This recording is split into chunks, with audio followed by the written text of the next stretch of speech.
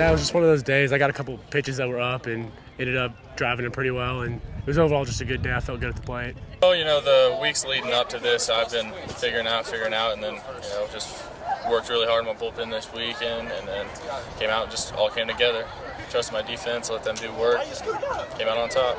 Well, I thought, pretty businesslike. Matt went out and did a great job, attack guys, and threw the ball well. And then offensively, we were able to get a couple balls up in there and get them out of here. And, just really just solid. Made some big defensive plays at times. So I thought we did a little bit of everything and did them all well. Everything's working for him. It's just it's really fun to watch him catch him. It's just like he's hitting his spots and everything's going fast and up tempo, and it's just a really enjoyable time to catch him. I'm just going out and competing every single pitch. I learned a lot from Steve last year, what he went out and did. I mean, he never gave up a single pitch, never gave in. So that's what I really try to go out and do every time, and it seems to be working. We just want to take one game at a time, sweep this series, and then, eventually win conference and host the tournament, and, we'll have a packed house, and it'll be a very, very good end of the season. I'm so proud of him. Matt was supposed to be our starting catcher at the beginning of the year, and he struggled a little bit and wasn't getting as much playing time, but he just kept working, and his attitude was really positive, and and so it's always exciting when a guy just keeps going, and he's been pretty hot for us in conference, and he's done a great job defensively too, as far as shutting down running games and blocking balls and all the things that you expect of a catcher. So he was really big for us tonight, and he's been big for us, so it's a good sign of things to come, I hope. Well, it's huge, man. We love playing at our field. We get to play here every day and practice here every day, and I feel like we have a home field advantage, which is like the new beautiful field, so I think it'll affect it a lot. Well, I mean, as you know, we're already 5 up on them, so if we can continue this and sweep them for the rest of the weekend, we can really set us apart, because going 7-0 against one team is really huge.